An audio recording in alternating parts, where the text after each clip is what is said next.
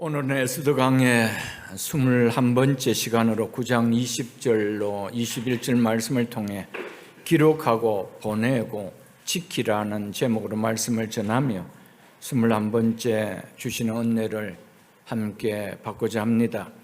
오늘 본문이 포함된 에스더 9장 20절로 32절의 말씀은 에스더서의 결론이 내려지고 있는 부분으로 유다인의 부림절의 제정과 그 목적과 그 정신이 담겨 있는 내용입니다. 이 내용이 시작된 오늘 본문을 통해 이 말씀 속에 담긴 의미와 전하여 주는 메시지를 들으며 풍성한 은혜를 받고자 합니다. 에스더서는 전체를 관통하는 핵심 단어는 부르, 즉 제비입니다. 하만은 유다민족을 전멸시킬 날짜를 잡기 위하여 부르, 즉 제비를 뽑았습니다. 그날은 곧 유다민족에게 절망의 날이자 멸망의 날이 되었습니다.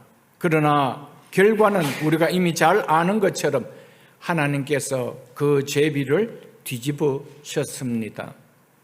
유다인은 학살의 대상에서 승리자로 바뀌어 버렸습니다. 그래서 유다인들은 잔치를 베풀고 구원의 기쁨을 함께 나눕니다.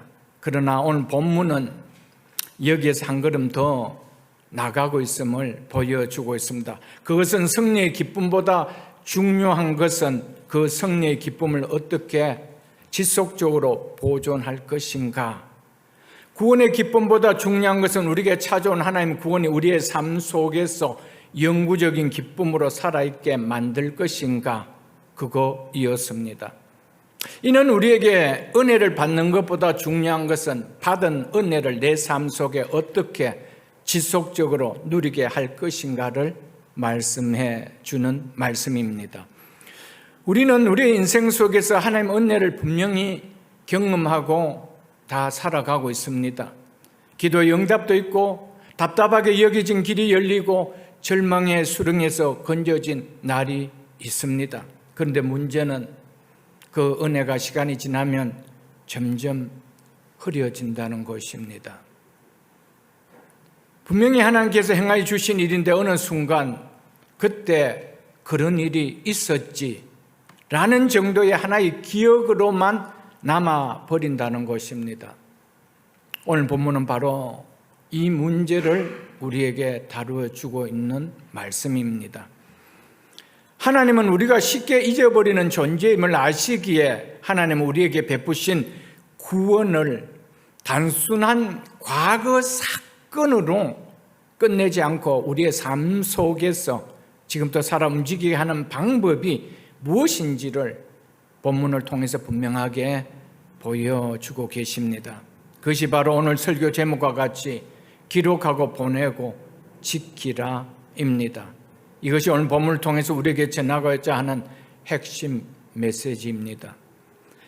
본문 20절로 21절을 다시 한번 보겠습니다. 모르드게가 이 일을 기록하고 아하수에로 왕의 각 지방에 있는 모든 유다인에게 원근을 막론하고 그를 보내어 이르기를 한 규례를 세워 해마다 아달월 14일과 15일을 지키라. 우리가 읽은 본문의 말씀처럼 죽은 생명이었던 모르드게는 하나님의 구원을 경험한 후 기록하고 보내어 지키라, 이 세 가지 행동을 합니다. 이 세 동사는 단순한 행동이 아닙니다. 이것은 놀랍고 크신 하나님의 구원이 우리 삶 속에서 어떻게 지속적으로 살아있게 하는지 영적 원리를 보여주는 중요한 행동입니다. 이것은 하나님의 은혜가 우리의 삶 속에서 어떻게 계속해서 살아 움직여야 하는지를 보여주는 중요한 영적 원리라는 것입니다. 그래서 이 단어를 그대로 하여 오늘 본문 설교 제목으로 한 것입니다. 먼저 모르드게는 이 일을 기록하였다라고 합니다. 모르드게가 기록한 이 일은 단순한 한 사건이 아닙니다. 하만의 음모, 위기, 그리고 하나님의 역전, 얻게 된 승리, 마지막 기쁨의 장치까지 이르는 모든 사건을 포함한 표현이 바로 이 일입니다. 즉 하나님께서 하만의 음모로 인한 유대 백성을 멸망의 위기에서 건져내어 기쁨의 잔치로 완전히 바꾸게 하신 구원의 전 과정을 가리키는 표현이 바로 이 일이라는 것입니다. 그러므로 이 일은 유다인에게 단순한 과거의 사건이 아니라 결코 변경할 수 없는 죽음의 조서가 어떻게 힘을 쓸 수 없게 되어 자신들이 구원이 일어나게 되었고 기쁨의 잔치가 열리게 되었는지를 보여주는 살아있는 증거입니다. 그래서 모르드게는 이 감격스러운 구원의 사건을 공식적으로 기록한 것입니다. 하나님의 구원은 단지 경험만으로 끝나는 그때의 사건이 되어서는 안 된다는 것을 말씀해 주고 있습니다. 개인은 물론이고 워낙 공동체가 계속 기억하고 살아야 할 역사가 바로 하나님의 구원이라는 것입니다. 그래서 모르드게는 단순히 기뻐하는 것으로 끝내지 않고 기록하고 보내고 지키게 한 것이었습니다. 그러므로 오늘 본문은 하나님의 절대 주권으로 구원을 경험한 성도가 어떻게 그 은혜를 잊지 않고 삶의 양식으로 계속 굳건히 세워가는지를 보여주는, 그 은혜를 어떻게 삶 속에 정착시키고 지속적으로 보존해야 하는지를 보여주는 중요한 말씀입니다. 이는 하나님의 선행적 은혜에 대한 인간의 책임을 보여주는 중요한 말씀인 것입니다. 사랑하는 성도 여러분, 우리 모두도 유다인처럼 이 일이 다 있습니다. 하나님께서 우리를 구원해 주신 것은 단순히 태초에 말씀이 있으라 하심에 말씀을 통해 빛이 있으라 하심에 빛이 있었는 것이 너 구원받으라는 말씀 한마디에 우리가 구원이 이루어진 것이 아니라는 것입니다. 허물과 죄로 죽었던 인생, 우리를 구원하시기 위해서 하나님께서 행하신 일들은 놀랍고 놀라운 일들이었습니다. 그 일들이 우리는 다 있습니다. 그런데 너무나 다 감격 없이 세례받을 잠시 기뻐했던 그 시간이 지나면은 그 삶은 온데간도 없는 것입니다. 그래서 성경은 항상 기억할 수 있도록 기념비를 세우게 하시고 기록해서 그것을 후손들에게 전하게 하시고 항상 그렇게 행하고 있는 것을 우리는 볼 수가 있는 것입니다. 하나님은 우리에게 선행적으로 구원해 주시고 은혜를 베풀어 주셨습니다. 그럼 그것이 다가 아니라는 겁니다. 그 은혜를 받은 우리 편에는 항상 어떤 반응을 보여야 되는지 책임이 있다라는 것을 오늘 본문을 통해 우리에게 말씀해 주고 있습니다. 성도 여러분, 우리의 신앙은 우리의 경험 위에 세워진 것입니까? 아니잖아요. 하나님 주권적인 역사 위에 세워진 거 아닙니까? 우리의 구원은 우리의 행위 위에 세워진 것이 아니라 언약에 신실하신 하나님의 섭리 위에 세워진 거 아닙니까? 우리의 신앙도 우리의 구원도 하나님의 은혜 위에 세워진 것입니다. 그렇다면 이 은혜에 대한 무관심이 우리가 보여야 될 반응입니까? 그것이 우리가 보이는 우리의 책임입니까?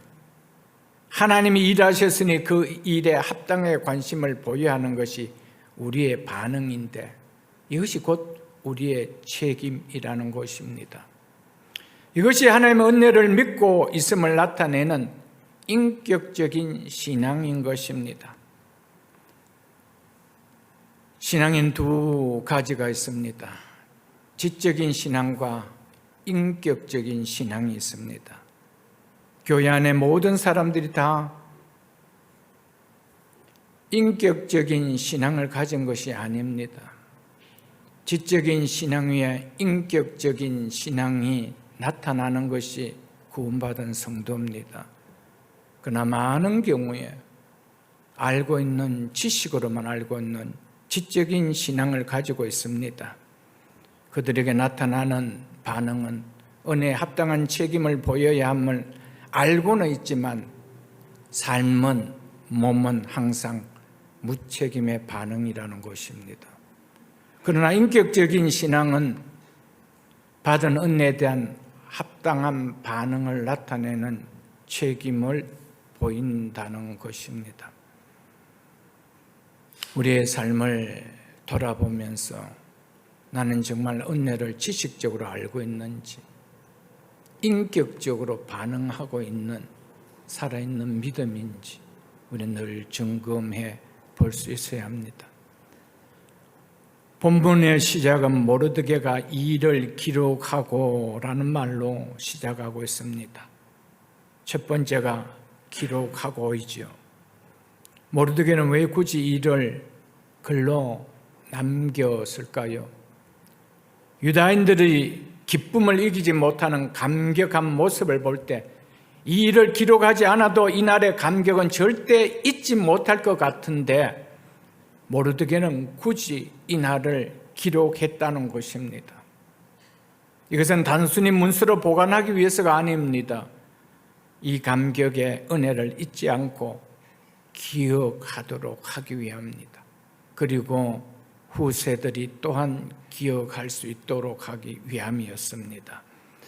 하나님이 행하신 구원은 잊혀지면 그것은 곧 사라지는 은혜가 되어버립니다. 그래서 망각하지 않도록 믿음의 기억을 남기게 하기 위하여 모르드게는 그 일을 기록하였다는 것입니다. 그러므로 기록은 단순한 정보 보존이 아닙니다. 신앙 정체성을 지키는 행위라는 것입니다. 구원은 경험으로 끝나는 것이 아니라는 것입니다. 반드시 기억으로 지속되어야 한다는 것을 성경은 우리에게 말씀해 주고 있습니다. 그래서 성경 전체가 사실은 기록된 구원의 역사라는 것입니다. 기록은 무엇입니까? 기억을 지키는 도구입니다.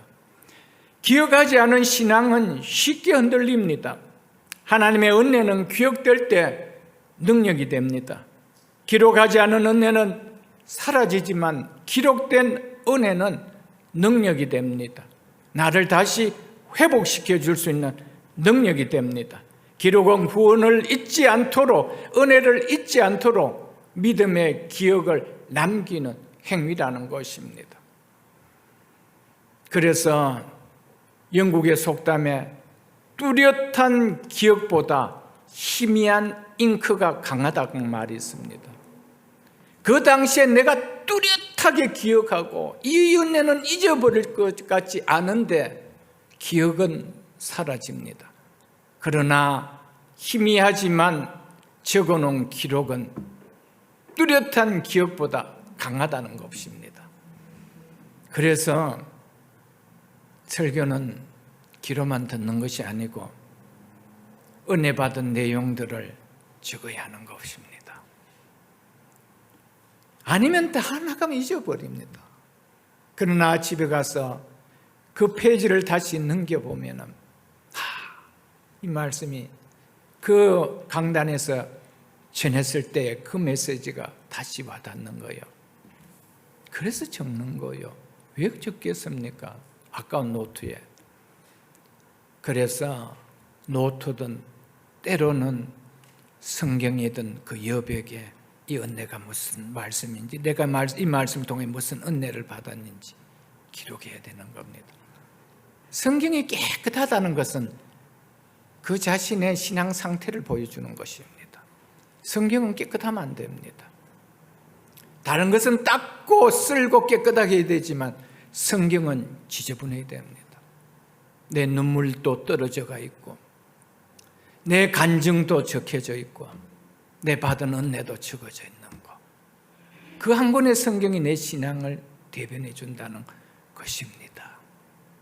여러분, 은혜를 어떻게 간직하고 싶습니까? 그래서 기록하십니까? 적어두십니까? 그래서 그것을 한 번씩 보십니까? 성도는 하나님 은혜를 경험 없이 살아갈 수 없는 인생입니다. 하나님의 은혜에 경험 없이 살아갈 수 있는 인생이 바로 성도라는 것입니다.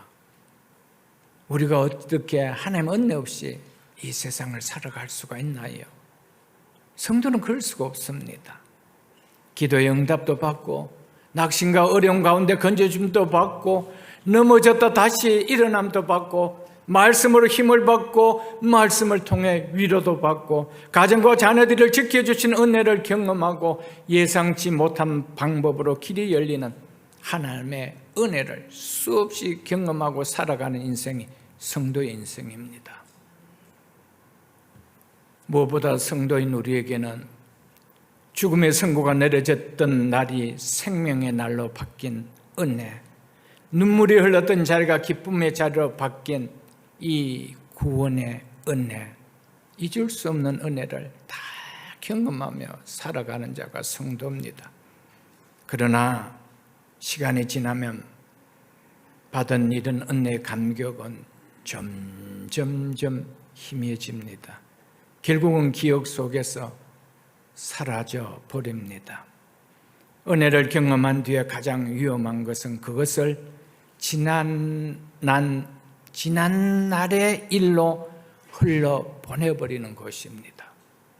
은혜는 경험만 하고 지나가면 너무나 쉽게 잊어버리기 때문에 기록을 통해 신앙 고백으로 붙들어야 한다는 것이 오늘 첫 번째 우리에게 주시는 메시지입니다. 신앙은 자연적으로 유지되지 않습니다. 그래서 그것을 기록하고 서로 나누고 지키라는 것입니다. 하나님의 구원은, 하나님의 은혜는 절대로 잊혀져서는 안 되기 때문입니다. 하나님의 구원과 은혜는 잊히지 않도록 의도적으로 기억되도록 힘쓰며 살아야 합니다. 그래서 할 수만 있다면 우리는 습관적으로 하나님께서 나에게 행해줬던 그 은혜들을 좀 적어두고 그 말씀을 통하여 받은 은혜들을, 그래서 내가 어떻게 살아야 되겠다는 적용까지도 적어두십시오. 성경의 여백이 여러분의 은혜의 고백으로 가득 채워질 수 있는 그런 신앙이 될 수 있기를 주의 이름 축복합니다. 사람은 고난도 빨리 잊지만은 특별히 은혜를 빨리 잊어버리고 사는 사람입니다. 그래서 하나님이 하신 일을 기록하는 것은 믿음이 약할 때 기억이 나게 하여 다시 일어설 수 있도록 얻는 힘을 만들어주는 거룩한 행위가 바로 기록입니다. 그래서 성경을 보면서 그때 내가 이 말씀을 통하여 이런 은혜를 받았다라고 여기에 적혀 있구나, 이 은혜를 내가 다시 회복해야 되지 라며 우리가 그 말씀을 적어놓은 그 은혜를 통하여 다시 회복된다는 겁니다. 머리에만 담아놔 보십시오. 잊어버립니다. 언제 어떤 은혜가 있었는지 모른다는 것입니다. 기록은 하나님 하신 일들을, 하나님께서 주신 은혜를 잊지 않도록 붙드는 것입니다. 하나님이 나를 어떻게 구원하셨는지, 하나님이 내 삶에 어떻게 일하셨는지 이것을 붙드는 것이 기록입니다. 이것이 개인의 신앙입니다. 성경은 하나님께서 나를 얼마나 사랑하고 계시는지, 나를 위해서 어떤 일을 행하셨는지 다 기록해 놓지 않아요. 그 기록이 있기에 그 말씀 앞에서 우리가 은혜 받는 거 아니에요. 나 또한 또 나의 바이블을 쓰지 않나요, 여러분들? 그 은혜 앞에서. 그런데 모르드게는 여기서 끝내지 않습니다. 그것을 보내어 나누게 했다는 것입니다. 두 번째가 보내어입니다. 이것이 오늘 말씀의 핵심입니다. 모르드게는 나만 알면 됐다, 그래 하지 않았습니다. 나만 살아나면 됐다, 그렇게 하지 않았다는 것입니다. 그 은혜를 공동체에 흘려보냈습니다. 가까운 자에게나 멀리 있는 자에게 보냈습니다. 이것은 구원의 은혜가 개인의 체험에 머물러서는 안 된다는 것입니다. 반드시 공동체의 신앙으로 확장되어야 한다는 것을 영적으로 말씀해 주고 있는 것입니다. 여기서 보내어의 의미는 하나님이 하신 일을 공동체에 전하는 것을 말합니다. 하나님의 은혜를 공동체에서 나누는 것을 말합니다. 기록이 개인의 기억을 붙드는 것이라면 보냄은 공동체의 믿음을 세우는 일인 것입니다. 하나님은 왜 우리에게 받은 은혜를 보내라, 즉 나누라고 하실까요? 다른 사람이 듣고 함께 은혜를 공유하게 하시기 위함입니다. 내 은혜의 나눔이 누구에게는 다시 일어설 수 있는, 살아날 수 있는 힘과 용기가 될 수 있기 때문입니다. 그래서 보내라는 거예요. 나누라는 겁니다. 사랑하는 성도 여러분, 여러분이 받은 은혜를 여러분 개인 안에만 간직하지 마시고 지체들에게 나누셔야 합니다. 큐티 모임에서, 구역 모임에서 혹은 힘든 가운데 있는 지체들에게 그 은혜는 나눠주셔야 합니다. 하나님이 내 삶에 이렇게 일하셨다라고, 나도 그런 상황이었는데 하나님이 이렇게 만져주셨다라고 은혜를 나누셔야 합니다. 여러분 혼자 그 은혜를 간직하라고 은혜를 베풀어 주신 것이 아니라는 겁니다. 알았으면 됐어라고 모르드게는 혼자 기록하지 않았습니다. 기록한 것을 가까운 곳에, 먼 곳에 있는 자들에게 나누어 주라, 그래서 보내라고 했던 것이었습니다. 은혜 나눔은 자랑이 아닙니다. 혹시 이걸 하면 자랑처럼 보일까? 아닙니다. 은혜 나눔은 자랑이 아니라 공동체를 세우는 사명임을 오늘 본문을 통하여 깨달을 수 있기를 축복합니다. 이것은 나를 드러내는 것이 아니라 하나님을 드러내는 시간입니다. 은혜는 나 혼자 소유할 때보다 나눌 때 그 생명력이 더욱 강력해진다는 것입니다. 말씀을 통해 받은 은혜나 신앙생활을 하면서 받은 은혜나 기도생활이나 기도응답으로 받은 은혜를 나누는 일은 공동체를 살리는 영적 전달이라는 사실을 오늘 본문을 통해서 우리는 깨달을 수 있어야 합니다. 말씀을 듣고 깨닫게 된 내용이 은혜로 와닿다라면 혼자 간직하는 것은 결코 바른 신앙이 아닙니다. 부부가 나누어야 합니다. 모임에서 지체들과 나누어야 합니다. 오늘 또 예배를 마치고 나면 부부가 가정에서 저녁 식탁을 나누면서 받은 은혜를 함께 나누어야 합니다. 나는 이런 은혜를 받는데 당신은 어떤 은혜를 받았어? 어느 말씀에서 오늘 마음이 동해서 은혜를 나누어야 됩니다. 같은 본문이었다면 자녀들과 함께 나누어야 합니다.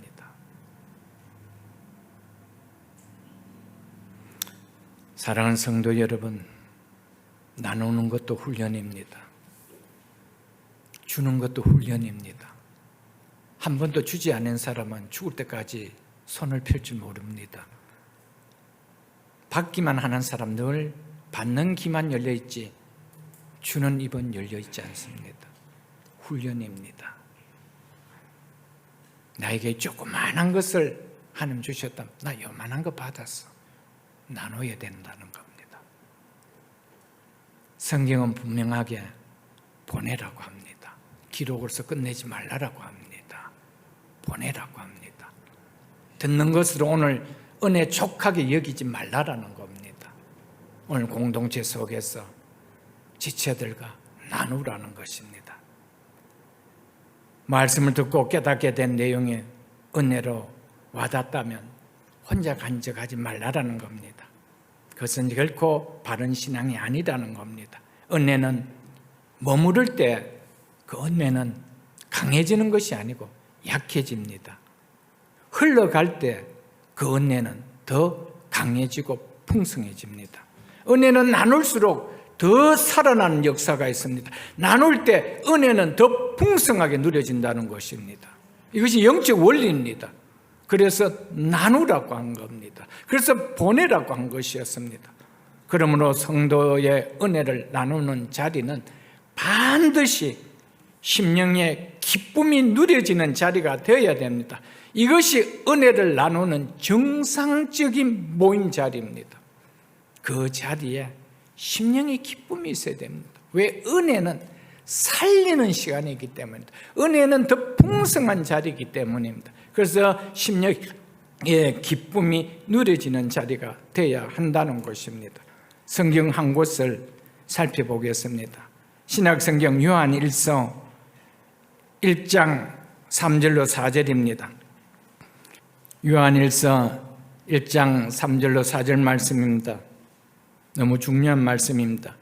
우리가 보고 들은 바를 너희에게도 전함은 경험한 은혜는 반드시 전해져야 한다는 것을 말씀해 주고 있습니다.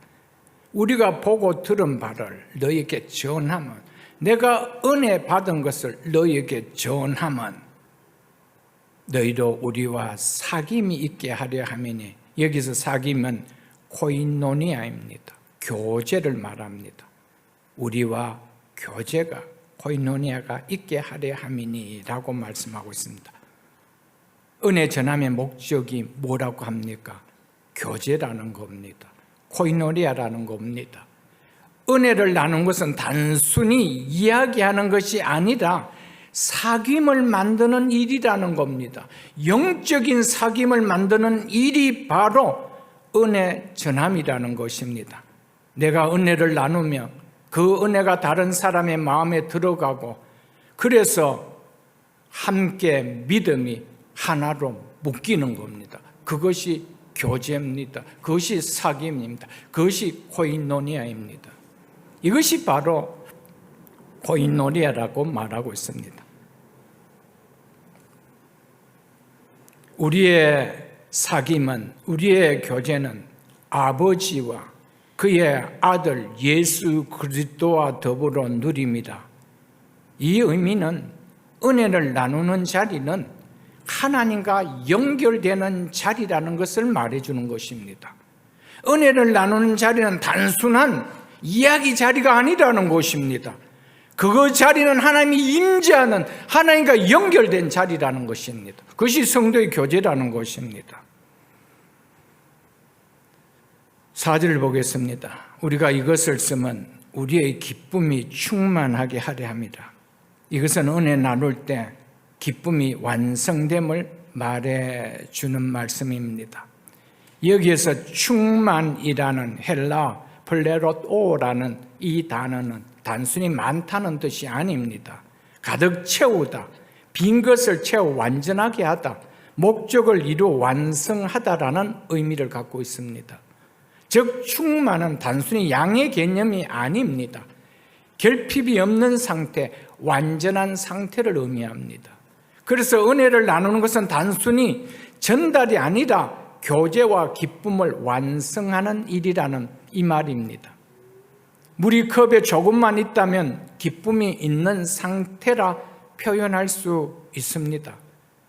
하지만 물이 컵에 가득 찬 상태일 때는 기쁨이 충만한 상태라 표현되어지는 겁니다.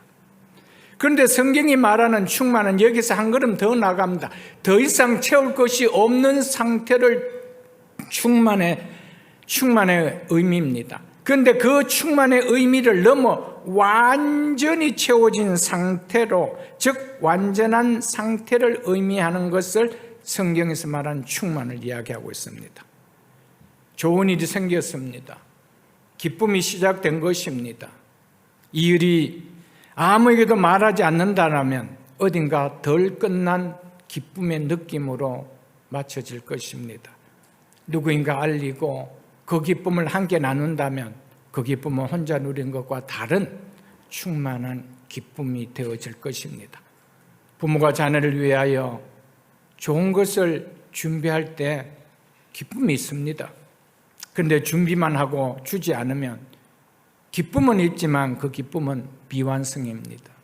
자녀에게 주고 자녀가 기뻐하는 것을 볼 때 기쁨이 완성되는 것입니다. 기쁨은 나에게 있을 때가 아니라 흘러 들어가서 그 나눔을 통하여 함께 기뻐할 때 그 기쁨은 충만한 기쁨이라는 겁니다. 완성된 기쁨이라는 겁니다. 그것이 교제의 자리가 되어야 됩니다. 그것이 성도의 교제의 자리라는 겁니다. 성도의 교제의 목적은 전달입니다. 전달의 목적은 교제하기 위함입니다. 교제의 목적은 기쁨에 충만한 데 있다는 것을 요한일서 3장 4절을 통해서 우리에게 너무나 하나님은 말씀해 주고 있음을 우리는 기억해야 됩니다. 요한일서 1장 3절로 4절 말씀의 흐름을 다시 보십시오. 먼저 보고 들은 은혜가 있다라고 하지 않습니까? 그것을 그 다음에 뭐 한대요? 전한다라고 말하고 있지 않습니까? 그 전함을 통하여 사귐이 생겼다라고, 교제가 일어났다라고 말하고 있지 않습니까? 그 결과 무엇이 일어났다고 합니까? 기쁨이 충만해졌다고 성경 말하고 있지 않습니까? 이것이 성경이 우리 말씀해 주고 있는 내용입니다. 오늘 모르드게가 왜 은혜를 보내라고 할까요? 기쁨을 더 충만하게 하기입니다. 그들과 나가 하나로 묶이는 사귐이 있게 하기 위함이라는 것입니다. 여기서 우리에게 전해주는 핵심은, 기쁨은 전함을 거쳐야만 충만해진다는 것을 말해줍니다. 혼자서 충만해지는 것이 아닙니다. 그래서 받은 은혜를 부부가 함께 나누는 겁니다. 그럴 때 예배당에서 받은 은혜보다 그 식탁의 자리에서 그 은혜가 훨씬 더 배가가 되어집니다. 그렇지 않나요? 기쁨은 전함을 거칠 때 완성된다, 충만하게 된다. 오늘 요한일서는 우리에게 분명하게 말씀해 줍니다. 이것이 하나님의 말씀입니다. 목사님의 말이 아닙니다. 하나님의 말씀입니다. 성경이 말하는 충만은 단순히 많은 상태가 아니라고 했죠. 더 이상 채울 것이 없는 상태, 완전히 이루어진 상태입니다. 그래서 은혜를 받을 때 기쁨은 시작되지만 그 받은 은혜를 나눌 때 기쁨이 비로소 완성된다는 것을 우리는 기억해야 됩니다. 나누지 않은 기쁨은 아직 끝나지 않은 미완성의 기쁨입니다. 그래서 지체들과 나누라는 거예요. 모임을 통해서 그것을 나누라는 거예요. 나눔의 골은 기쁨을 충만한 자리입니다. 기쁨을 썰렁하게 만드는 자리가 아닙니다. 그는 성도의 은혜 나누는 자리가 아니라는 사실입니다.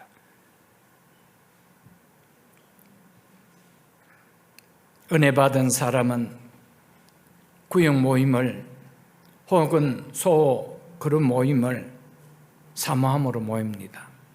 그러나 받은 은혜가 없는 사람은 모인다 해도 은혜를 서로 나눈 것을 통하여 받지 못한 은혜를 내가 누리기보다 모임 시간을 통하여 교인들과 영적인 기쁨이 아닌 육적인 즐거움을 느끼려고 하는데 더 관심과 포커스를 맞추고 있다는 것입니다.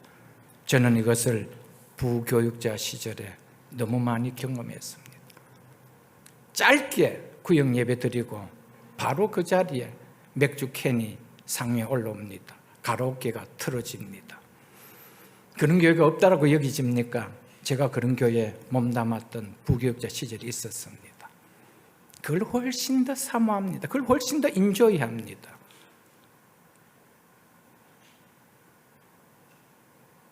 말씀 나누는 것을 절대로 기뻐하지 않습니다. 영적인 것을 절대로 기뻐하지 않습니다. 육적인 것을 훨씬 인조이합니다. 우리 모두는 하나님 기뻐하지 않는 모임이 되지 않도록 더욱 깨어 있어야 됩니다. 이것은 한 사람만이 아닙니다. 모든 사람이 깨어 있어야 합니다.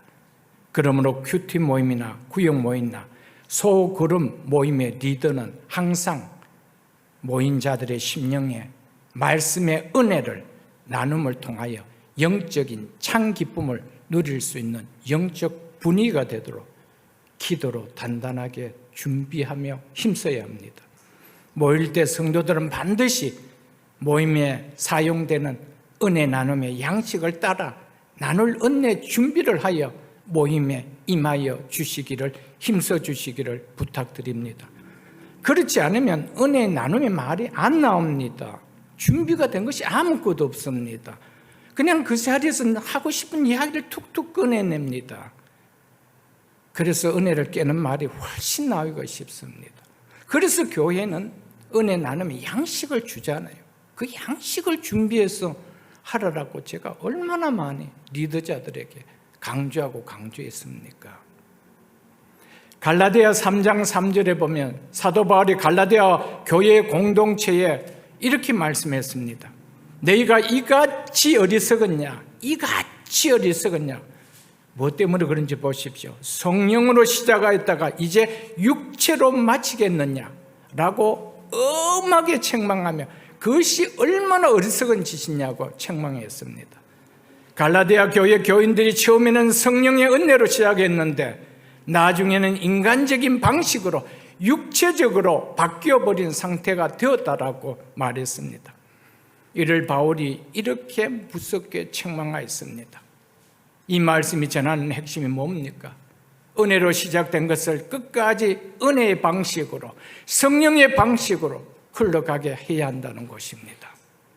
은혜로 시작된 것이 인간적인 방식으로 번질되어서는 안 된다는 것입니다. 교회의 모든 모임은 성령으로 시작하여 성령으로 마쳐야 합니다. 말씀으로 시작하여 말씀으로 마쳐야 합니다. 은혜로 시작하여 은혜로 마쳐야 합니다. 시작은 성령으로, 시작은 말씀으로, 시작은 은혜로 하고 마침은 육적으로, 세상적으로, 인간적으로 변질돼 버린다라면 그 전함의 자리에 기쁨이 충만한 자리가 되어질 수가 없습니다. 교회는 말씀으로 시작해서 말씀으로 끝나는 곳입니다. 성령으로 시작해서 성령으로 끝나는 곳입니다. 말씀의 은혜로 시작해서 말씀의 은혜로 끝나는 곳이 교회입니다. 세상 모임과 다릅니다. 그래서 교회라고 하는 거예요. 에클레시라고 하는 거예요. 에클레시아가 교회입니다. 교회는 세상에서 부름을 받은 자입니다. 세상과 구별되었다는 겁니다. 그런데 교회 모임이 세상 모임과 같이 만들어서는 안 된다는 것입니다. 은혜는 성령으로 시작되는 것입니다. 성령으로 시작된 은혜가 나누지 않으면 어떻게 됩니까? 은혜를 나누지 않는 공동체는 점점 영적인 교제에서 멀어져 버립니다. 시간이 지나면 그 공동체는 자연히 은혜의 기쁨이 아닌 인간적인 이야기로 세상적인 기쁨으로 채워지기 시작합니다. 그러면은 사대교회나 라오디게아 교회나 다를 바가 하나도 없습니다. 내가 내 입에서 토해버리고 싶다라는 라오디게아 교회처럼 살았다라는 명성은 가졌으나 죽은 교회라고 하는 주님의 책망과 다를 바가 하나가 없는 교회라는 사실입니다. 사랑하는 성도 여러분, 은혜를 받은 사람은 그 은혜를 나누고 싶어 은혜를 나누는 자리가 사모됩니다. 그러나 말씀을 들었지만 은혜가 없는 사람은 별로 모임에 참석하고 싶지 않아 합니다. 혹 참석해도 은혜의 나눔을 들으면 은혜를 받으려 하기보다 도리어 은혜에 안티되는 이야기가 채워지려고 합니다. 세상 이야기가 채워지려고 합니다. 은혜로 시작한 모임이 은혜로 이어지지 않으면 반드시 육체로 흘러가게 되어 있습니다. 말씀으로 시작한 모임이 말씀으로 나누지 않으면 세상 이야기로 채워지게 되어 있습니다. 육신의 이야기로 나누어지게 되어 있습니다. 은혜의 나눔이 끊어지면 공동체는 반드시 육체로 흘러가고 육체적인 공동체가 되어집니다. 은혜를 나누지 않는 공동체는 육체적인 공동체로 변합니다. 이것은 영적인 원리입니다. 그래서 성령으로 시작했다가 육체로 마치겠느냐라고 갈라디아 교회에 책망했던 것처럼, 그 책망이 단순한 갈라디아 한 교회의 이야기가 아니기 때문에 성경은 기록하고 있다는 사실입니다. 그렇기 때문에 리더자들은 모일 때마다 기도해야 됩니다. 은혜로 시작해서 은혜로 마칠 수 있도록, 성령으로 시작해서 성령으로 마칠 수 있도록. 성도는 다 성령이 있는 사람입니다. 다 말씀 있는 사람들입니다. 다 은혜가 있는 사람들입니다. 그것으로 시작해서 그것으로 마쳐야 합니다. 그것이 성도의 모임입니다. 은혜를 나누는 공동체가 성령이 역사하는 생명이 흐르는 교회라는 사실을 잊어서는 안 됩니다. 은혜의 나눔 없는 공동체는 성령의 역사가 멈춘 생명이 없는 교회입니다. 모임의 리더와 중직자는 모임을 은혜의 흐름으로 이끌어가야 합니다. 리더는 단순한 진행자가 아닙니다. 은혜가 흐르도록 만드는 통로의 역할을 하는 사람입니다. 리더와 중직자가 모임 가운데 어떤 역할을 하느냐에 따라 생명이 흐르는 영적인 공동체로 세워질 수 있는가, 생명이 멈춘 육체적인 공동체로 세워질 것인가 결정될 만큼 공동체의 리더와 중직자 역할은 너무 중요하다는 사실을 깨달아야 합니다. 모르드게는 하나님의 구원 사건을 보내어 나누게 하였습니다. 이것은 단순한 소식 전달이 아니라 공동체를 믿음 안에서 세우기 위함이었습니다. 요한 1서에서는 이 의미를 우리가 보고 들은 바를 너희에게도 전하면 너희와 우리와 사귐이 있게 하려 함이요, 이란 말씀으로 더 깊이 밝혀주고 있습니다. 은혜를 경험한 사람은 공동체를 믿음 안에 세우기 위하여 반드시 받은 은혜를 보내야 됩니다. 은혜를 나누는 것은 단순히 말하는 것이 아닙니다. 성도와 성도를 믿음 안에서 하나로 묶는 영적 사귐을 만드는 일입니다. 단순한 성경 지식을 공유하는 것이 아닙니다. 영적인 연합을 이야기하고 있는 것입니다. 내가 받은 은혜를 나누면 성도와 성도가 연결이 됩니다. 그 연결 속에 하나님의 교제가 깊어집니다. 그래서 본의어는 공동체를 믿음으로 묶는 영적 행위라는 것을 오늘 우리에게 말씀해 주고 있습니다. 은혜는 저장하는 것이 아닙니다. 은혜는 흘러가도록 되어가 있는 것입니다. 우리에게 은혜를 흘러보내라고 은혜를 준 것이지, 간직하고 보관하라고 준 것이 아니라는 것입니다. 그렇기 때문에 보내지 않는 은혜는 절대 성경적 은혜가 아닙니다. 새벽이슬 공동체에 속한 모든 성도님들은 매주일 받은 말씀의 은혜를 지체들과 나눔을 통하여 영적 사귐을 만들고 이 공동체를 믿음의 공동체로 세우는 복된 분들이 다 될 수 있기를 주의 이름으로 축복합니다. 또 사도 요한은 이것을 쓰면 우리의 기쁨이 충만하게 하려 함이라고 했습니다. 그러므로 성도 여러분, 은혜를 받을 때 기쁨이 충만한 것이 아니라 그 충만의 일부가 나눌 때 완전해진다는 것을 우리는 알아야 됩니다. 따라서 은혜를 나누는 자리는 불편한 자리가 되어서는 안 됩니다. 가장 내 기쁨을 채우는 기쁨의 자리로 와야 합니다. 만일 은혜를 나누는 것이 부담스럽고 불편하다면 그것은 환경의 문제가 아니고 내 심령의 문제라는 것을 우리는 알아야 합니다. 은혜를 나누는 자리에 내가 대하는 그 반응이 나의 영적 상태를 체크해주는 좋은 가른자가 되어준다는 것을 여러분 아십시오. 은혜를 나누는 그 자리가 내가 부담스러운 자리인지, 참여하는 것이 기쁜 것인지, 나의 영적 상태를 말해준다는 것을 우리는 깨달아야 됩니다. 우리 모두는 은혜를 전달하는 배달부가 되어야 됩니다. 말씀을 통해 받은 위로의 은혜와 소망의 은혜와 축복의 은혜를 혼자만 간직하지 마시고 지체들에게, 공동체에 흘러가게 해야 합니다. 은혜를 나누지 않으면 사귐이 없는 신앙은 개인화 되어버립니다. 신앙은 절대 개인화 되어질 수가 없습니다. 교제가 있어야 되는 겁니다. 개인화된 교인들이 모인 공동체는 변화가 일어날 수가 없습니다. 생명이 느껴질 수가 없습니다. 기쁨이 느껴질 수가 없습니다. 힘이 없습니다. 헌신이 나올 수가 없습니다. 은혜를 나눌 때 그 공동체에 눈물이 생기고 기도가 살아나고 기쁨이 일어나고 공동체가 하나로 묶이는 역사가 일어나는 것입니다. 그런데 개인화된 신앙을 가진 자들이 다 모여 보십시오. 거기에 어떤 눈물들이 있겠어요? 거기에 어떤 기도가 일어날 수가 있겠어요? 어떤 영적인 기쁨과 힘이 공동체가 하나로 묶여지는 영적인 파워가 일어날 수가 있겠습니까?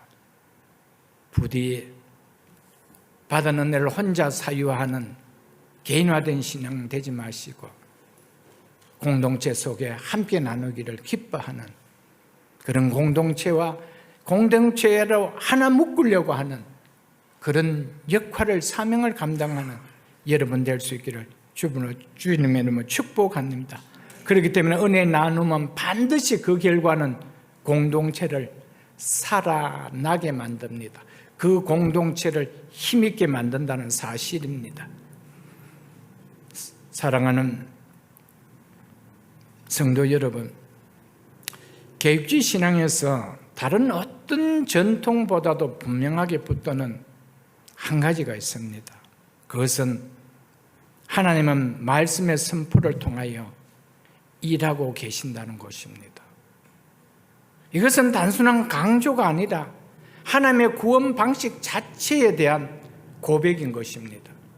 하나님은 말씀으로 창조했다는 것을 우리는 다 압니다.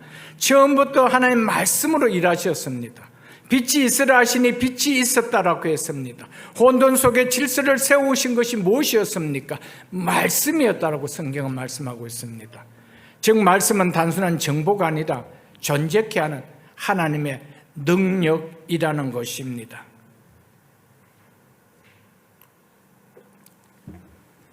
그리고 하나님은 말씀으로 반드시 구원하십니다. 사람은 말씀으로 거듭납니다. 복음이 선포될 때 성령께서 그 말씀을 통하여 죽은 영혼을 살아나게 하십니다. 그래서 본예언은 단순한 전달이 아닌 것입니다. 그것은 하나님의 구원을 선포하는 행위입니다. 하나님이 일하게 하심을 선포하는 행위입니다. 그래서 그 선포를 통하여 공동체를 믿음으로 세우게 하신다는 것입니다. 계획주의 신앙은 하나님 말씀의 선포를 통하여 하나님은 당신의 말씀의 선포를 통하여 일하신다라는 고백을 합니다. 이것은 단순한 강조가 절대 아닙니다. 계획주의 교회가 붙들어온 신앙 고백입니다. 하나님은 말씀 선포를 통하여 일하신다. 이것은 개혁주의 교회가 고백하고 있는 고백입니다. 하나님은 오늘도 말씀의 선포를 통하여 역사하십니다. 이것은 개혁주의 교회의 신앙 고백입니다. 말씀이 선포될 때 하나님은 일하십니다. 개혁주의 교회의 신앙 고백입니다. 말씀 선포는 단순히 전달이 아니라 하나님이 지금 일하시는 통로입니다. 개혁주의 교회의 신앙 고백입니다. 설교는 인간의 말이 아니라 하나님의 도구라는 것입니다. 설교는 사람이 말하지만 하나님이 일하시는 시간이라는 것이 개혁주의 교회의 신앙 고백입니다.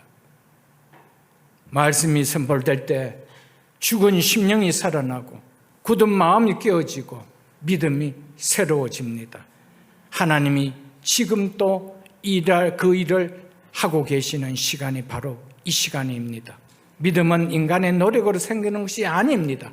말씀을 선포를 통하여 하나님이 일으키시는 것이 바로 믿음인 것입니다. 믿음은 우리 스스로 만들어지는 것이 아니라 말씀 선포 속에서 하나님이 일으키시는 은혜라는 것입니다.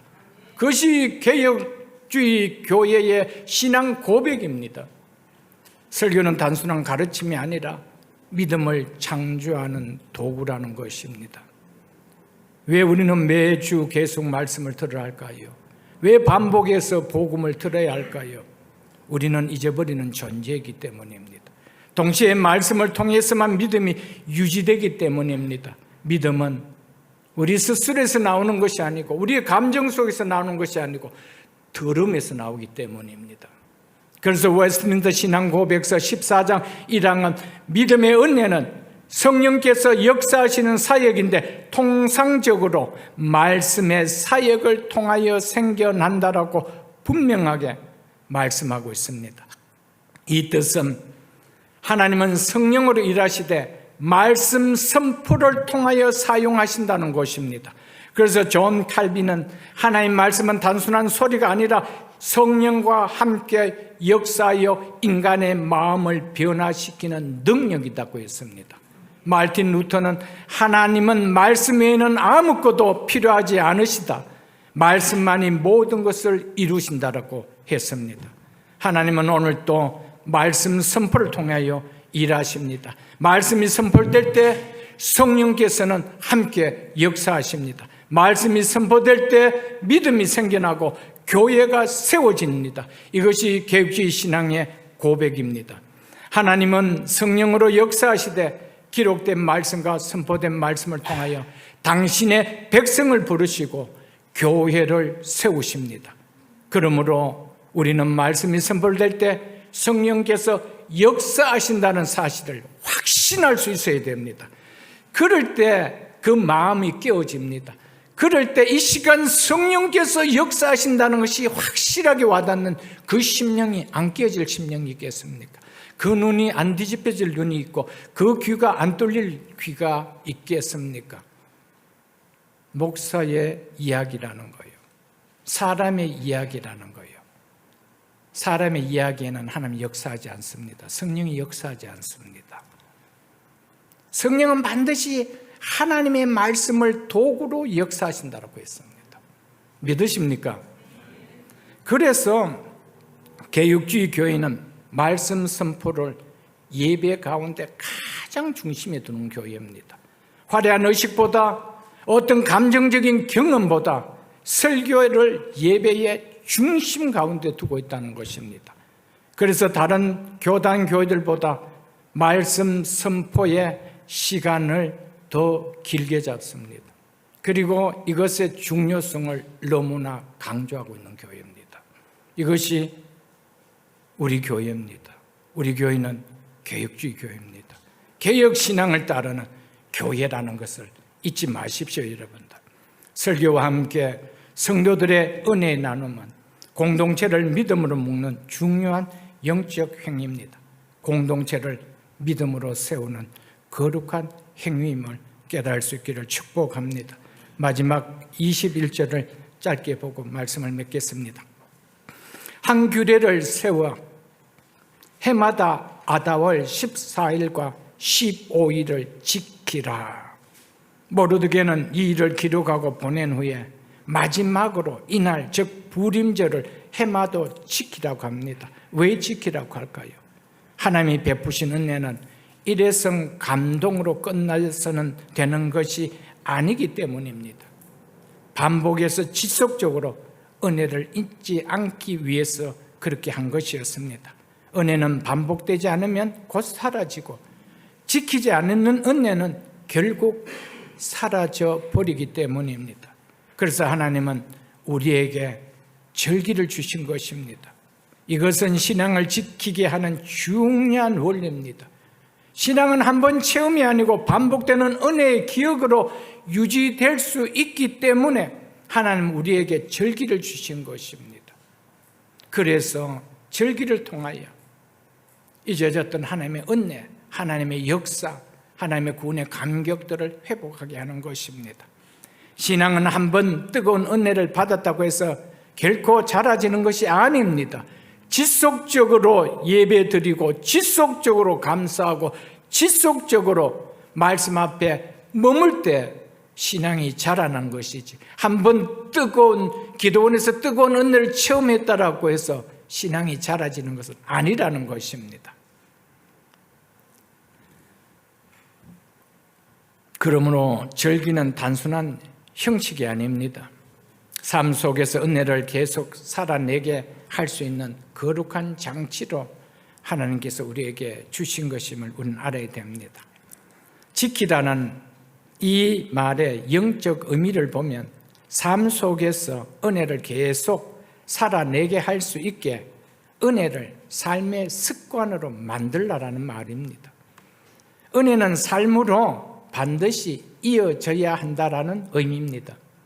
은혜를 한마디로 생활화하라는 겁니다. 은혜를 머릿속에 뒀다가 시간이 지나면은 잊어버려도 괜찮는 것이 아니고 생활화하게 하라는 겁니다. 그것이 무슨 말입니까? 잊혀지지 않게 하라는 말입니다. 하나님 베푸신 구원의 은혜를 알았다라면 그것을 예배와 감사와 말씀 묵상의 거룩한 습관으로 생활화되게 해야 한다는 것입니다. 이 신앙은 어떤 위기 앞에서도 결코 흔들리지 않습니다. 예배와 감사와 말씀 묵상, 경건의 생활을, 이 거룩한 습관을 생활화하는 사람이 그 신앙이 어떤 환경 앞에서, 상황 앞에서 흔들리겠습니까? 흔들리지 않습니다. 왜요? 그 은혜를 아는 사람이기 때문에, 날 구원해 주신 하나님의 은혜가 어떤 은혜인지 알기 때문입니다. 그 은혜는 어떤 환경과 상황과 바꿀 수 없기 때문입니다. 정해진 자리에서 예배를 지키는 것, 삶의 자리에서 감사하는 것, 어려움 중에서도 기도를 멈추지 않는 것, 은혜를 기억하며 매일 일상의 삶을 살아가는 것, 이것이 바로 은혜를 지키는 삶입니다. 이것이 은혜를 지속적으로 유지하는 길이라는 것입니다. 많은 교우들이 은혜를 받지 못해서 신앙이 무너지는 것이 결코 아닙니다. 많은 경우 받은 은혜를 지키지 못해서 신앙이 무너지는 것이지, 은혜를 받지 못해서 신앙이 무너지는 것이 아니라는 겁니다. 그래서 무너지지 않도록 지켜야 한다. 그래서 기록하고 보내고 지키라 라고 하는 이 세 단어는 우리의 신앙에 얼마나 중요한 영적 원리를 말해주는 것을 우리는 알아야 됩니다. 기록은 나를 살리고, 보내는 것은 공동체를 살리고, 지키는 것은 삶을 변화시키는 것을 말합니다. 여러분, 그래서 은혜를 기록하고 은혜를 보내고 지키십시오. 그럼 나도 살고 공동체도 살고 내 삶도 변화가 일어나는 것입니다. 말씀 맺겠습니다. 오늘 우리는 기록하고 보내고 지키라는 제목으로 함께 말씀을 들었습니다. 사랑하는 성도 여러분, 오늘 하나님께서 우리에게 주신 말씀은 분명합니다. 어렵지 않습니다. 기록하고 보내고 지키라입니다. 하나님의 은혜는 그냥 지나가는 것이 아니라는 것입니다. 은혜는 기록되지 않으면 잊혀지고, 나누지 않으면 멈춰지고, 지키지 않으면 사라진다는 것입니다. 그러나 기억된 은혜는 믿음을 살리고, 흘러가는 은혜는 공동체를 살리고, 지키는 은혜는 삶을 변화시킨다는 것입니다. 오늘 하나님 우리에게, 말씀을 들은 우리에게 질문하고 계십니다. 너는 내가 행한 일을 기억하고 있느냐는 것입니다. 그 은혜를 다른 사람에게 흘러 보내고 있느냐는 것입니다. 그 은혜를 삶으로 지키고 살고 있느냐고 묻고 계십니다. 너는 하나님의 행하신 일을 어떻게 기억하고 있으며 어떻게 전하고 있으며 어떻게 살아내고 있느냐라고 묻고 계십니다. 사랑하는 성도 여러분, 이제 우리의 삶이 은혜를 받은 삶에서 멈추지 말고 은혜를 이어가는 삶이 되기를 원합니다. 오늘부터 하나님이 내 삶에 하신 일을 기록하십시오. 받은 은혜를 나누십시오. 그리고 그 은혜를 삶으로 지켜내십시오. 그럴 때 우리의 인생은 단순한 시간이 아닙니다. 하나님이 계속 일하시는 살아있는 역사가 바로 내 자신이요 내 삶이 될 것입니다. 이 은혜의 삶을 살아가는 우리 모두가 다 될 수 있기를 주의 이름으로 축복합니다.